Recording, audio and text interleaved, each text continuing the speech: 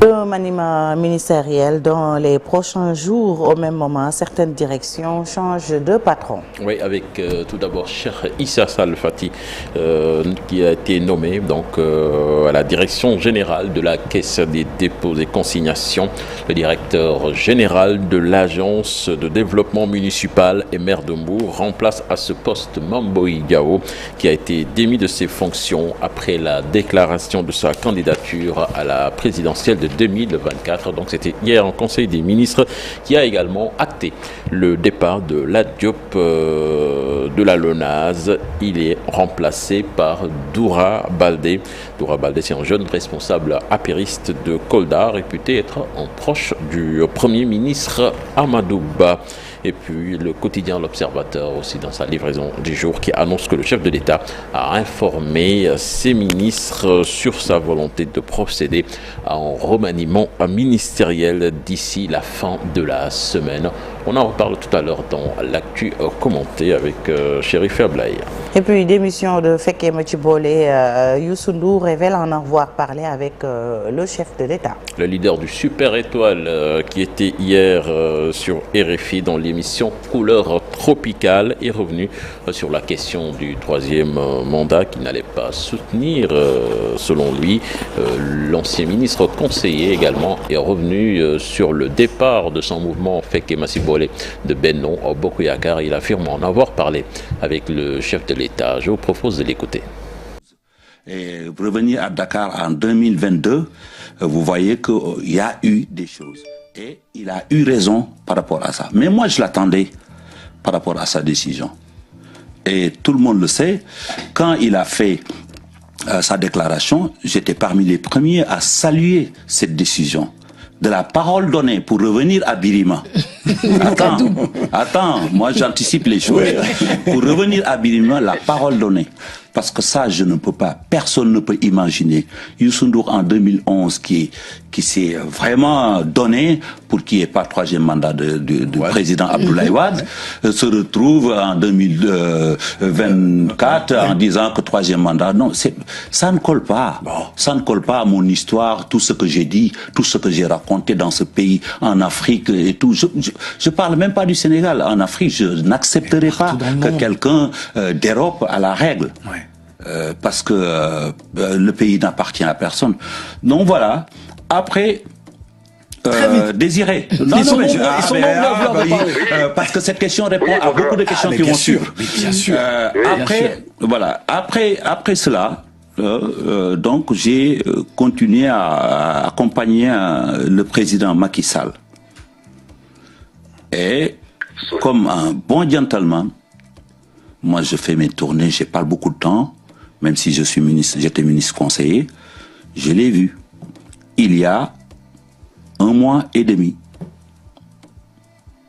pour lui dire que j'étais fier de sa déclaration et que pour moi et pour mon mouvement, nous pensons qu'il était temps que nous, on évalue ce qu'on a eu à faire, reprendre notre liberté et parler pour le Sénégal. Et c'est comme ça que ça s'est passé. Et après, il a pris acte. Et moi, j'ai pris quelques jours. Voilà, c'était donc Youssou Ndour, leader du Super Étoile et ancien ministre conseiller. Encore un effondrement fatigant bâtiment à Dakar. Les faits se sont déroulés hier aux environs de 18h à Golfe, à la cité des douanes. Une dame y a perdu la vie. Elle a été retrouvée sous les décombres avec son fils, lui qui est par contre sorti des décombres avec quelques blessures. Et puis Saint-Louis, Chertigan souffre des inondations après les fortes pluies de ces derniers jours. Des pluies diluviennes dans la capitale du Nord. Les routes sont impraticables dans certains quartiers. Les populations sont impuissantes face aux fortes pluies qui se sont abattues en ville. Elles demandent plus d'assistance de la part des autorités gouvernementales et locales. Ousseynou Diop, Habib Seck. Ces dernières 24 heures, les pluies diluviennes ont occasionné plusieurs dégâts dans la capitale du Nord. Dans presque tous les quartiers du faubourg de Sor, les routes sont inondées, impraticables et les maisons submergées. Nous avons tout fait pour faire sortir les eaux de pluie de nos maisons et nous n'en pouvons plus. Mais on est obligé de rester là sans rien faire. Dans le faubourg de Sor, les populations appellent à l'aide au gouvernement. Ce n'est pas normal, on vit comme ça. Tous les gens ils sont fatigués. Ouais. Inondés, les maisons sont inondées, il y a tout, partout il y a de l'eau. Partout il y a de l'eau. Ouais, le gouvernement va essayer pour aider les citoyens. Parce que ça là, c'est pas joli à voir. Du côté de la mairie, le comité de gestion mis en place tente de régler la situation avec les moyens du bord. Plusieurs motopompes et des camions sont déployés au niveau des quartiers touchés. Le maire a augmenté le parc de motopompes au niveau de la commune, mais a aussi instruit tous ces liens aussi qui ont eu aussi vraiment à faire des participations extraordinaires en matière de motopompes. C'est la raison pour laquelle aujourd'hui, au niveau de Saint-Louis, le nombre de motopompes qui est actuellement en train de fonctionner dépasse largement 100 à 150. Aujourd'hui, Saint-Louis vit une situation difficile avec les eaux de pluie, des inondations qui empêchent aux Saint-Louisiens de circuler librement.